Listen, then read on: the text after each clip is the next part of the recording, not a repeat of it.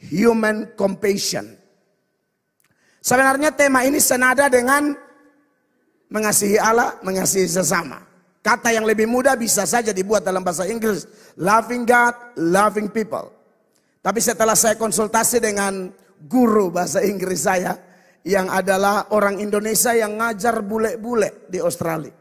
Itu bukan main-main, bukan orang Indonesia aja, orang NTT.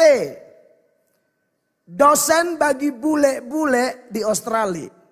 Dan waktu saya share apa yang saya doakan, lalu saya bilang saya pengen bahasnya mengasihi Allah, mengasihi sesama. Saya pernah dengar orang pakai kata yang sudah familiar, loving God, loving people. Tapi saya harap bisa ada kata yang lain, bisa tidak? Lalu saya share dan beliau bersama suami berdoa. Dan kemudian dia kasih 4 tema, dia bilang Bapak silakan pilih. Tapi saya serangkan yang kedua. Yang kedua itu yang saya pakai hari ini, yaitu godly passion, human compassion. Bahwa godly passion itu bahwa menurut bahasa Indonesia ya gairah ilahi, gairah kudus saudara-saudara. Dan makna di balik istilah itu godly passion adalah satu gairah, satu keinginan yang kuat, satu komitmen yang kuat dalam diri seseorang untuk mengasihi Allah lebih lagi, lebih lagi, lebih lagi. Itu seperti Rasul Paulus bilang, aku sudah ditangkap tetapi aku tidak menganggap diriku sempurna. Tapi ini yang aku lakukan, aku mengejarnya, aku mengejarnya, aku mengejarnya kalau aku bisa menangkapnya. Jadi ternyata saudara-saudara, untuk kesekian kali saya ingatkan jemaat, untuk hal-hal tertentu perlu ada rasa puas. Puaslah dengan suamimu, puaslah dengan istrimu, puaslah dengan gajimu, puaslah dengan bisnismu, puaslah dengan berkat-berkat materi yang Allah kasih saudara-saudara berupa rumah, tanah, mobil, sofa, bunga-bunga di mana-mana, ya kan? Atau apapun itu, belajar puas. Amin. Yang bikin kita seringkali stres, seringkali kita tertekan, bukan karena besarnya masalah di luar kita, tapi salahnya sikap hati kita. Ya, kita pengen jadi seperti orang, kita pengen jadi seperti teman kita yang kita lihat, ini seangkatan saya loh, sekarang dia sama suami lagi di Hong Kong. Ngapain? Dua-dua TKW. Tapi maksudnya ya sudah begitu ya kan. Lo tetap di Molava. Amin.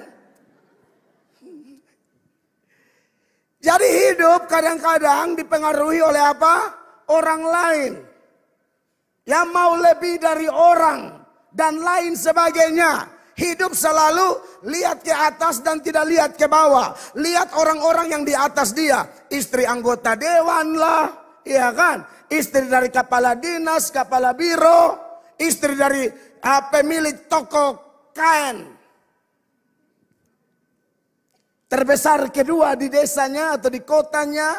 Jadi ya beda dong stylenya, beda dong liburannya. Misalnya Anda hanya punya suami pendapatan 2,5 juta, potong koperasi, ya kan biasa kan itu normal lah ya kan. Gaji 2,5 juta, potong-potong. Koperasi, potong ini, belum kau tetangga kumpul keluarga. Sonde pi, sonde enak. Iya kan? Potong. Ya mentok-mentok.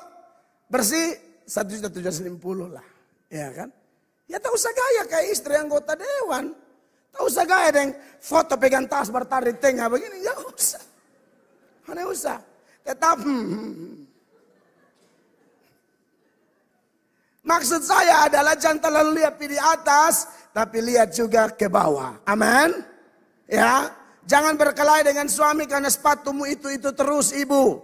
Jangan berkelahi dengan istri, hai suami, karena ekonomimu begitu-begitu saja. Tolong dong belajar dari orang lain. Jangankan sepatu, ada orang yang kaki pun dia tidak punya.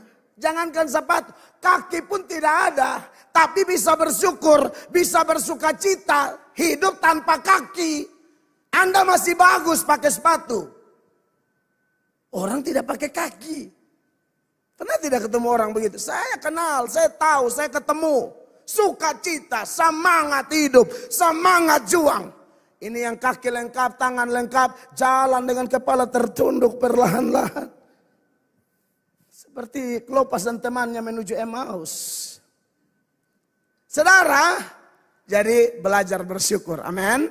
Makanya ada banyak ayat yang mengatakan mengucap syukurlah senantiasa dalam segala sesuatu. Mengucap syukurlah dalam segala hal. Karena itu yang dikehendaki Allah bagimu.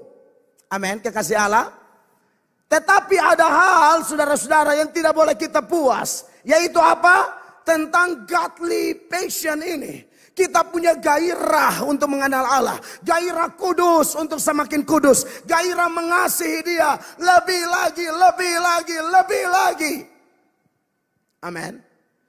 Dan ada dampak lain dari godly passion ini. Yang saya gabungkan dalam tema kita bulan ini. Yaitu human compassion. Akan ada belas kasihan kepada orang-orang lain. Di akhir khotbah saya, seputaran Redeem Your Time, saya mengingatkan jemaat dan saya bahwa Allah mau tahun ini kita berbuah. Ya, Allah mau panen yang namanya buah karakter. Karakter kita semakin bagus, tapi Allah juga mau panen buah berupa jiwa-jiwa. Buah pelayanan. Adakah orang, adakah teman, adakah sahabat, adakah kerabat, adakah orang-orang yang Anda dan saya temui dan Anda tidak bertemu tanpa kasih tahu Yesus kepada dia. Anda selalu berusaha, Anda selalu punya gairah menyampaikan Yesus pada dia. Sebab tahukah Anda ada dua jalan.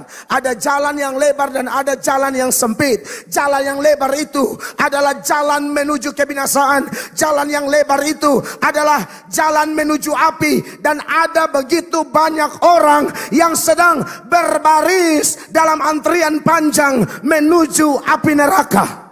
Maka dari ayat-ayat yang kita baca ini, di ayat 23, secara tegas Yudas menyuarakan ini kepada orang percaya. Selamatkanlah mereka dengan jalan apa?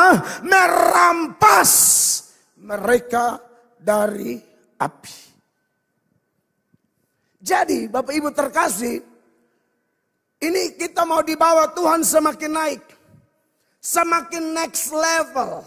Dalam hal apa? Rohani kita. Keimanan kita. Pengabdian kita, penyerahan kita, loyalitas kita kepada Allah. Nah, menarik Bapak Ibu terkasih, di bawah tema besar ini kita akan mempelajari hal pertama yang sangat-sangat penting bagi kita, yaitu godly passion menurut surat Yudas.